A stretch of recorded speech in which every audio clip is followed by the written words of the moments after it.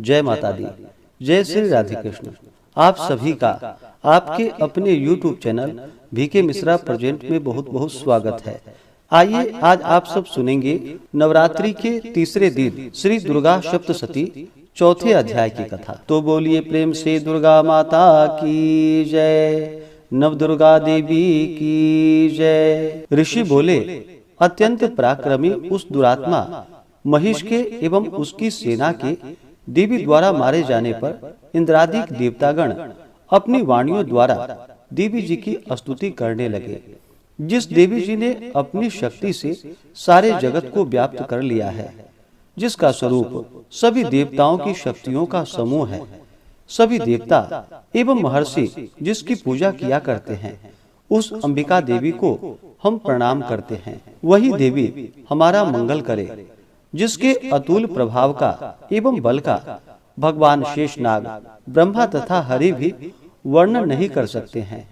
वह चंडिका देवी सारे जगत के पालन के लिए तथा अमंगल के भय के नाश का विचार करे।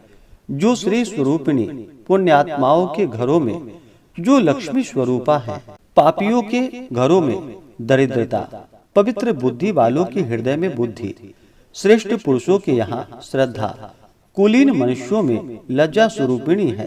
इस प्रकार की हे देवी हम आपको प्रणाम करते हैं। हे भगवती, आप विश्व का पालन करें। हे मातेश्वरी, आपके इस अचिंत्य रूप का असुरों के क्षय करने वाले आपके महान पराक्रम का एवं देवता तथा असुरों के सामने संग्राम में किए गए आपके अद्भुत चरित्रों का वर्णन हम किस प्रकार कर सकते हैं। हे भगवती, आप संपूर्ण जगत का कारण हो।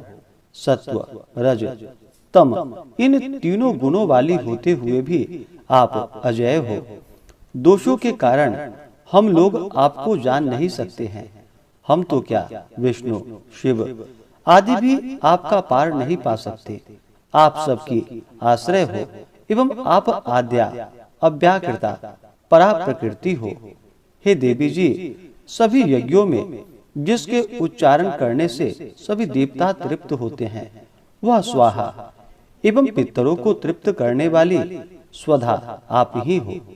मोक्ष का कारण अचिंत महाव्रत स्वरूप हो। आप संपूर्ण दोषों से रहित, सभी इंद्रियों को वश में करने वाले, तत्व को ही सार जानने वाले मोक्षार्थी मुनिजन जिसका अभ्यास करते हैं, वह भगवती परा विद्या आप हो। शब्द स्वरूपा हो, परम पवित्र ऋग्वेद, यजुर्वेद एवं मनोहर उद्गीत के पदों के पाठ से युक्त सामवेद का आप आधार हो। वेद त्रयी देवी हो। शह ऐश्वर्यों से समस्त आप भगवती हो। सभी शास्त्रों के सार का ज्ञान कराने वाली हे देवी आप मेधा हो। दुर्गम संसार रूप सागर से पार उतारने वाली नौका, कैटभ के शत्रु विष्णु के वक्षा स्थल में निवास करने वाली आप लक्ष्मी स्वरूपा हो। एवं चंद्रमा को मस्तक पर धारण करने वाले भगवान शंकर के सम्मानित आप ही गौरी हो। यद्यपि आपका मुख स्वर्ण से भी उत्तम कांति से सुंदर तथा परिपूर्ण चंद्रमा के बिंब का अनुकरण करने वाली निर्मल मंद मुस्कान से शोभित है, तथापि इस प्रकार के चंद्रमुख को देखकर क्रोध से परिपूर्ण महिषासुर ने झट ही उस पर प्रहार कर दिया। यह एक अद्भुत बात है। उससे भी अतीव अद्भुत एवं विचित्र बात यह है कि जब वही मुख क्रोध से युक्त हो, उदय होते हुए चंद्रमा की भांति लाल लाल था।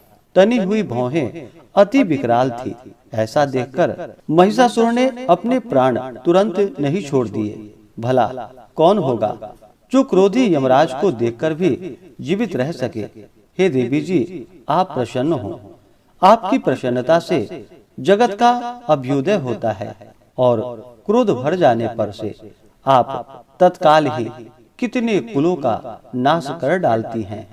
सर्वदा उन्नति दाता देवी जी, आप जिन पर प्रसन्न होती हैं, वे ही देशों में सम्मानित होकर धन तथा यश पाते हैं और उनका धर्म भी शिथिल नहीं होता है। आपकी कृपा द्वारा ही पुण्यात्मा पुरुष धर्म संबंधी कार्य प्रतिदिन किया करते हैं। आपकी कृपा से स्वर्ग लाभ होता है। इसी कारण आपसे बढ़कर कौन है। सबके लिए उपकार करने वाली हो, आप सर्वदा दयामयी हो। ये राक्षसों के वध करने से जगत सुखी हो। ये राक्षस कभी नरक के लिए चिरकाल तक भले ही पाप करते हों, संग्राम में इनका वध आपने इसलिए किया है कि मुझसे मारे हुए यह स्वर्ग में चले जाएं। यही मन में रखकर हे देवी जी, आपने असुरों को केवल देखने मात्र से ही भस्म नहीं कर शत्रुओं पर शस्त्रों का प्रहार क्यों कर दिया। इसका भी कारण होकर वह उत्तम लोक में मरकर पहुँचे। इस प्रकार आपके यह विचार अति उत्तम है। आपका शील स्वभाव दुराचारियों के दुष्ट स्वभाव को निवृत्त करने वाला है और आपका रूप अचिंत्य है। आपकी अन्य किसी के साथ तुलना नहीं हो सकती है। आपका पराक्रम तो देवताओं के पराक्रम को नाश करने वाले दैत्यों को नाश करने वाला है। इसी प्रकार आप शत्रुओं पर भी दया किया करती हो। आपके पराक्रम की तुलना में हे देवी किसके साथ हो सकती है। और आपके रूप भी तो परम मनोहर हैं, परंतु शत्रुओं को भयदायक है। हृदय में कृपा एवं युद्ध में निष्ठुरता त्रिलोक भर में केवल आप में ही दिखाई देती है। हे देवी जी, शत्रुओं का नाश करके इन सारी त्रिलोकी की आपने रक्षा की। संग्राम भूमि में उन दैत्यों का विनाश करके उन्हें स्वर्ग में पहुंचा दिया और हमारा भय भी दूर कर दिया, जो कि हमें उन्मत्त दानव डराया करते थे। हे माता, आपको नमस्कार है। हे देवी, शूल से हमारी रक्षा करे। हे अंबिके, खड्ग द्वारा हमारी रक्षा करे एवं घंटा के शब्द तथा धनुष की टंकार से भी हमारी रक्षा करे। हे चंडिके, पूर्व पश्चिम दक्षिण दिशा से भी हमारी रक्षा करे। अपना त्रिशूल घुमा घुमा कर उत्तर में हमारी रक्षा कीजिए। ऋषि बोले। इस प्रकार देवी की देवताओं ने स्तुति की और नंदन वन में उत्पन्न हुए फूलों तथा गंध चंदन आदि से जगत की माता की पूजा की। सभी देवताओं ने भक्ति पूर्वक दिव्य धूपों द्वारा देवी की अर्चना की। तब देवी प्रसन्न मुख होकर उन देवताओं से बोली कि हे सभी देवताओं, अपनी अभिलाषा के अनुसार आप सब हमसे वर मांगे। देवता बोले, हे भगवती, आपने तो हमारी सभी कामनाएं पूर्ण कर दी, कुछ भी बाकी नहीं है। हमारे इस महिषासुर शत्रु का आपने वध कर दिया। फिर भी यदि प्रसन्नता पूर्वक हमें वर देना ही चाहती हैं, तो हे माता, यह वर दीजिए। जब जब भी हम आपका स्मरण करें, तब तब हमारी बड़ी बड़ी आपत्तियों को दूर करे।